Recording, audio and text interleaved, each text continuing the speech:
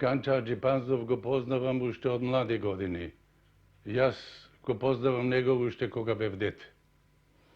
Ганчо Аџипанзов има богат живот, бурен живот.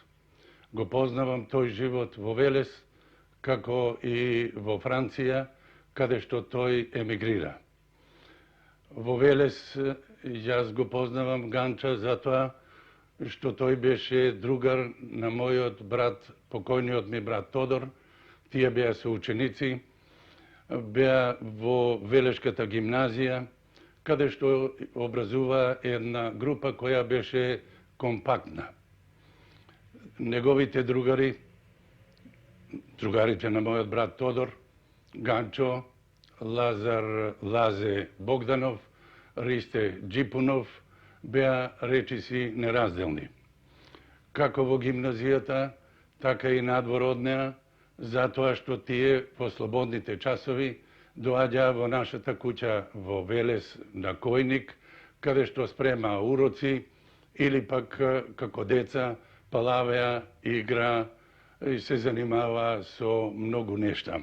Се занимаваа тие и со мене. Јас бев мало дете и сите тие мене ме смета, ме има како нивно заедничко братче. Тие си игра со мене, ме зема, ме гушка, трчаа по мене, јас бегав од нив, кога ќе ме фатеа, ќе ме качат на грб, на кркач и така играевме, односно тие играеја со мене и сето тоа мене ми остана во длабоко сеќавање. Ќе изнесам детали од мојот живот само до толку доколку ќе може да се илустрира активноста на Ганчо, која досега е недоволно позната или не е позната, а таа заслужува да биде позната, затоа што Ганчо ги имаше сите доблести и сите заслуги на предан револуционер. По завршувањето на Првата светска војна во животот на Ганчо, како и во животот на учениците, прочем како и во животот на сите фамилии од земјава, се најдоа во многу тешка положба. Имено, во Велешката гимназија немаше виши класови. Спомнативе ученици не можеа да го продолжат своето школување, а тие беа сепак надарени. Нашите фамилии ги притискаше сиромаштија. За да можат да го продолжат своето школување, требаше да се најде некој излез. Излез се најде како и за одржување на екзистенцијата на нивните фамилии во организирање на една задруга. Таа задруга имаше за цел да произведува вар. Тоа беше познатата варджилница, која во дадениот случај одигра една позитивна улога. Ганчо никогаш нема да ја заборави врджилницата. Тоа тој ми го раскажуваше, но тој тоа го стави и во прочуената својата стихотворба "Ќе се вратам". Во прекрасна асоцијација на минатото и сегашноста, во интуитивна визија на еднината, Ганчо се сеќава за Којник, во кој братски другоруваше и во кој тој се спремаше за живот. Тој се сеќава и за Вршник, под кој тој копаше, вадеше камења, пренесуваше камења, правеше вар, оттаму ја пренесуваше во Велес, па дури и во Скопје, за да може да се школува, за да може да се оспособи за подобар живот. Ганчо нижеше стихови, искажуваше нежни чувства и визионерски предскажуваше дека ќе се победи. Лозинката ќе победиме кружеше меѓу нив, како и меѓу други младинци во Велес. И искрено мечтаеше, искрено очекуваше, убеден дека ќе се победи и дека ќе се врати. А тоа беше слободна Македонија, слободна Југославија, каде што тој слободно ќе може да се врати, да делува и да живее. Да живее, се разбира, во подобар, посреќен живот.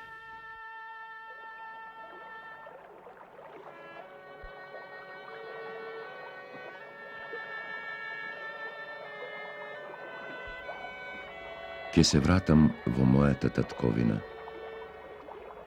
И таа ќе биде бела и убава татковина.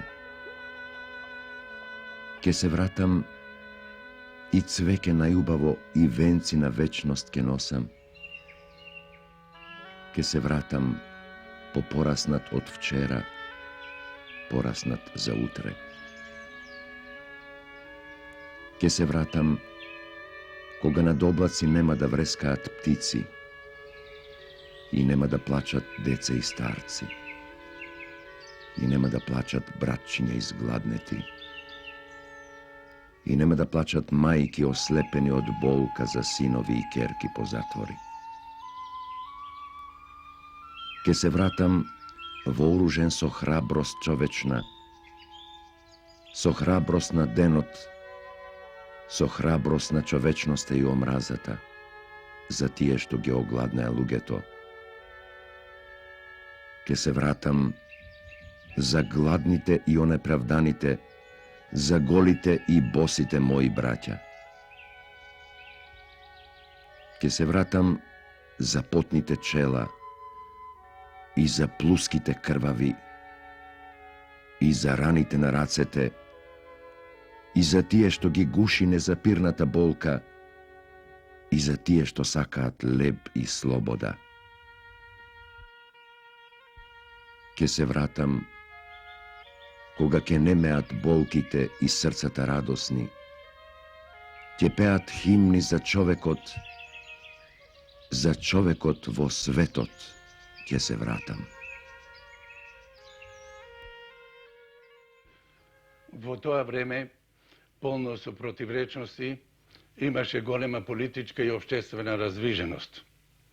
Штрајкови, манифестации, избори, предизборна кампања, па манифестации поради големиот успех со образувањето на Црвената комуна во Велес.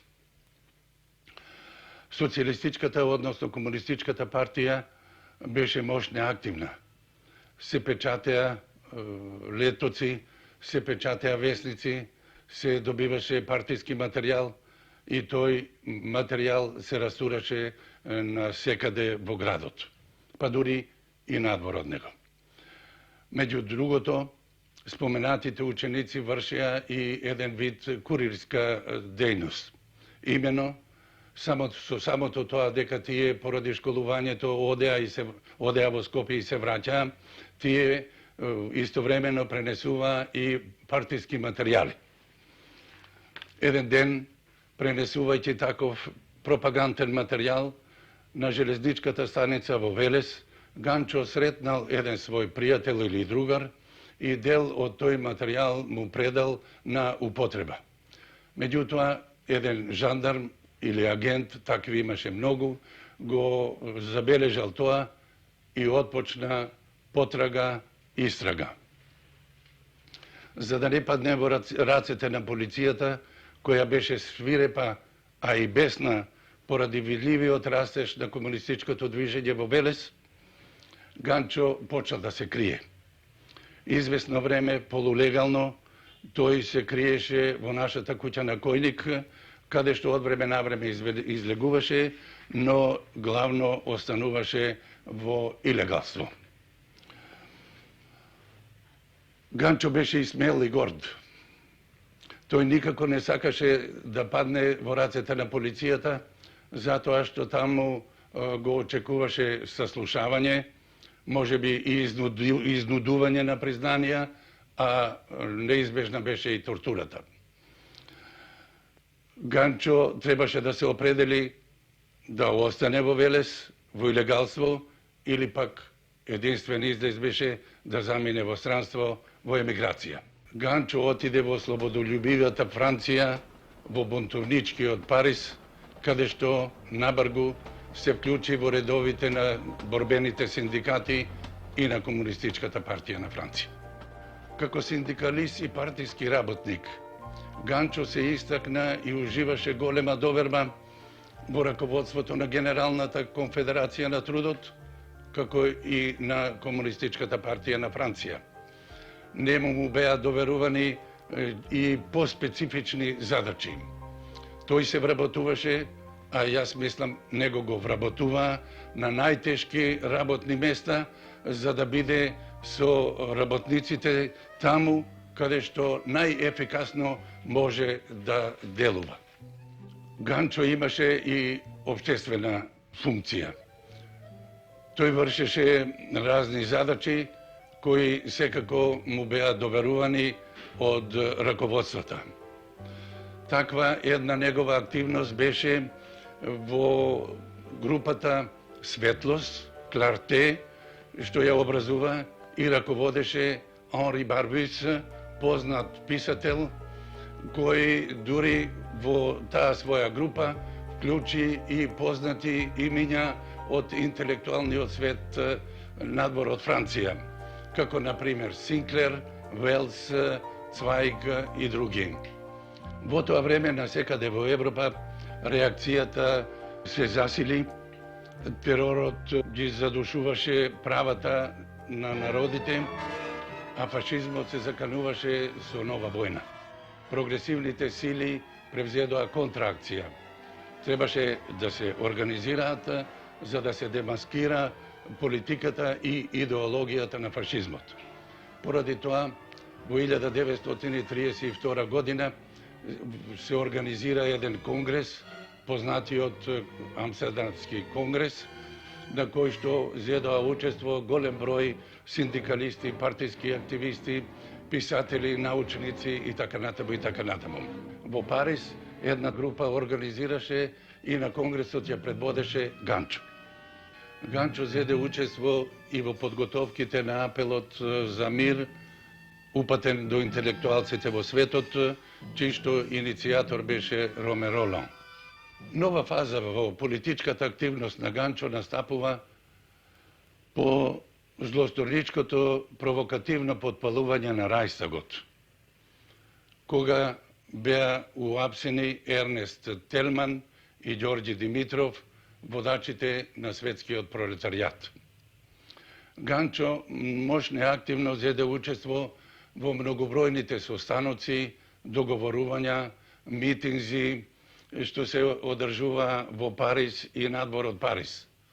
Тогаш во Франција, односно во Париз, престојуваше и сестрата на Ѓорѓи Димитров, Лена, Елен, како што ја викавме тогаш, и таа беше со воскит примана од многобројните учесници на митинзите, каде што со звучници се пренесуваа пламените зборови во одбрана на Ѓорѓи Димитров и Телман, но и во повик во борба против фашизмот, кој се закануваше на цела Европа. Ганчо сум го запознал 1922 година во Скопје, кога служеше ѓачка чета војник со брат ми мој. 30 година поново сум го сретнал во Париж, каде живеев, и таму сум се задружил со него. Сме дружили заедно, бидејќи и така го познав, а он работеше. Исто како мене, работник беше. Работеше во градежите. Повеќе и то као амал, носеше она тезгере позади на грбот под старо онома. И тоа на 4-ти спрат, 5-ти спрат, кај чуеше тук. Кога одевме на манифестација, 32 година, Ганчо не одостанал да не оди на манифестациите. Тамо до душа има пендреци. И то како? Али сме одени, стално. Ганчо предходно мене ми кажа дека купил, односно наручил кондори. Викам зашто? Ама не кондори, цоколи, специјални. Зашто? Готов сум, рече, чекам само да не пуштат за Шпанија, идам за Шпанија. Сум се запишал. Реков, ја не сум уште одлучил таква работа, ама се имам, учам тамо, факултетот и ќе видиме. Добро, ма кондурите, он беше ги зел. тие кондори беа наручени така и ми збореше така за тие кондори, као Божем дека ќе оди со нив, сите планини ќе ги пројде у Шпанија. Толку голем жар у него беше, постоеше, за да иде у Шпанија, бидејќи ете така душата му така му сакаше, односно сваќањата негови тие беа. И ми даде аманет у Шпанија, дека ако случајно паднам, ќе ми ги земеш кондурите, ќе земеш све што имам и ќе пратиш, односно да ги дадеш на некого што нема кондури, а да фашист не ги носи. По сека цена. И ми рече дека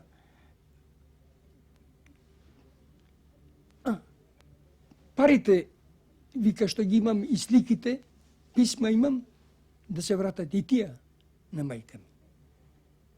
Ако не, ако паднеш ти, тогој ја ќе зјам што имаш, све ќе пратам, рече дома. И јас реков дека ништо неам да пратиш никому. Кога отпочна фашистичката интервенција во Шпанија со крајна цел да се задуши младата Шпанска република, Ганчо зеде видно, дејно и драгоценно учество во подготовките за одбрана на младата Шпанска република.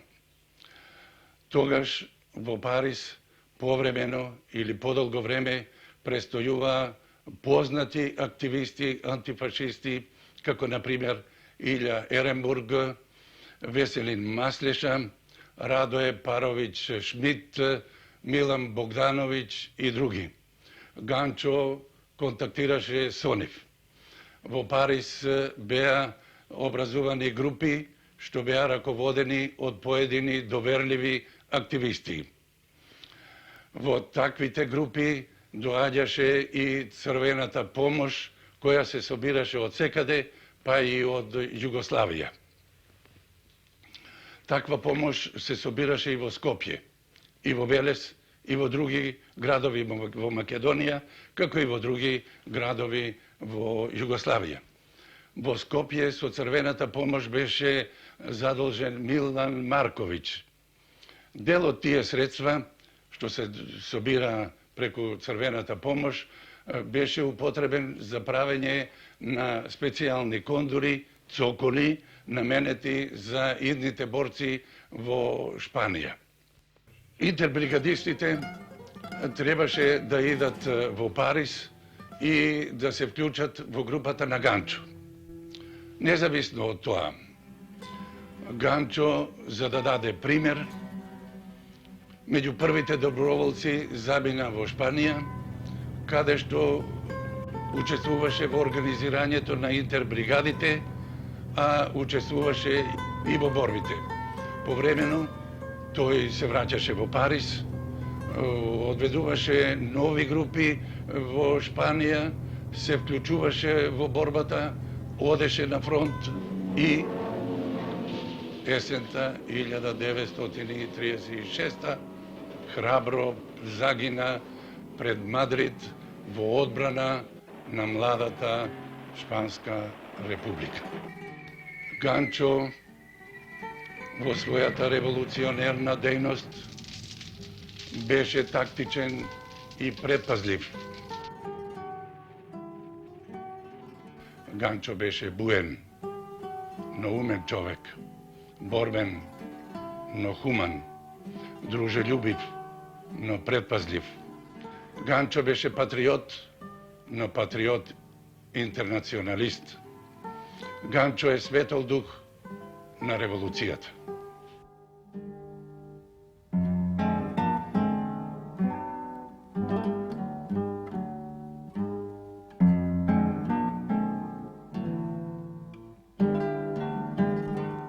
Шпанија е земја сива, измачена, и децата раснат и патуваат по патиштата.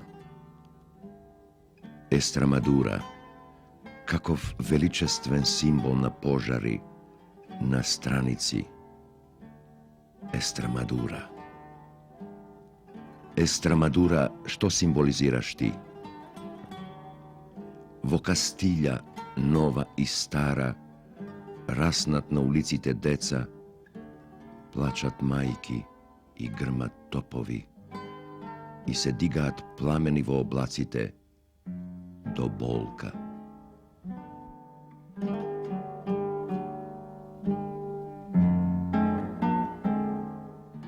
Почетокот на граѓанската војна во Шпанија ме затече као политички затвореник во злогасната робијашница на Сремска Митровица. Овој вооружени напад од страна на генералот Франко со отворена помош на фашистичка Германија и Италија против Демократската република Шпанија и низината прогресивна влада на Народниот фронт најде на силни реакции и осуда во демократските сили во светот. Само една година пред овој вооружен напад врз демократска Шпанија, Комунистичката интернационала на својот 7-ми конгрес, давајќи оцена за политичката состојба во светот, истакна дека фашизмот представува најголема опасност од меѓународни размери и тоа не само за работничката класа, туку и за сите слободолюбиви и демократски сили во светот. Затоа Комунистичката интернационала ја истакна како најважна задача на меѓународното работничко движење создавање на единствен фронт на сите демократски, слободолюбиви и патриотски сили за одбрана против војната и фашизмот. Во весникот Пролетер, органот на нашата партија, се укажуваше дека борбата на шпанскиот народ е и наша борба. Таа е борба за одбрана на слободата, лебот и мирот, да им помогнеме брзо и од срце со онаа иста воодушевеност со која што шпанските борци ги даваа своите животи за слободата и демократијата. Шпанија во тоа време стана борбена парола за целото прогресивно човечество. Во затворот во Сремска Митровица имавме организирана информативна служба преку која бевме редовно информирани за сите поважни настани во Југославија, Европа и во светот. Бевме запознаати со многобројните акции што под раководството на партијата се спроведуваа во земјата за поддршка на шпанскиот народ во неговата праведна борба. Добивавме голем број весници и списанија со написи кои укажуваа на југословенската јавност за фашистичкиот терор на шпанскиот народ и за неговата херојска борба. Ние се воодушевувавме од масовното одење на доброволци од сите краишта на светот, особено од големиот број југословени. Тие со пушка во рака се бореа во првите антифашистички бригади, свесни за неделивоста на борбата, иако собрани од разни краишта на светот. Во затворот на Сремска Митровица, како и во целата земја, се живееше со секојдневната борба што се водеа на фронтовите во Шпанија. Ние македонците што бевме на робија во Сремска Митровица, бевме горди и на нашите другари македонци што беа дојдени од разни земји и краишта и континенти да се борат во Шпанија. Веста за херојската смрт на Ганчо Хаџипанзов брзо се прошири во затворот. Ја доживеав со зболка и гордост. Гордоста доаѓаше посебно што беше мој сограѓанин. За него и за неговата револуционарна активност бев слушал уште во раната младост. Се сеќавам дека беше исклучен од гимназијата поради неговата револуционарна дејност. Јас другував со неговата помлада сестра Руменка Хаџипанзова и таа беше ценет комуниста во редовите на напредните студенти на Скопскиот филозофски факултет. Незината смрт прерана во 1935 година остана неразјаснита од страна на полициските тогашни власти. Потикнати од херојската смрт на Ганчо Хазипанзов во одбрана на Мадрид, поточно во одбрана на Мадридскиот универзитет, се договоривме од затворот во Сремска Митровица да изразиме писмено саучество на неговата мајка Павлина, како утеха за големата загуба. Свесни дека смртта на Ганчо не е само загуба за неговата мајка и неговите блиски, на писмото му дадовме многу поширок карактер, а го подпишаваме повеќе десетици робијаши од сите краишта на Југославија.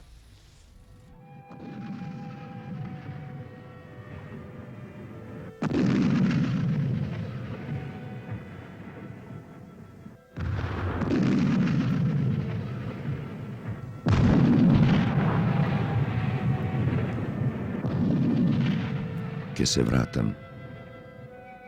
Ке светне зора над нашиот град и ке се нишаат тихо тополите и ке пеат на Вардар водениците, на Рацин песните и за тутуноберачите и за Ленка и за безсмртноста на љубовта и за безсмртноста на паднатите во борбата мајки и синови. Ке се вратам.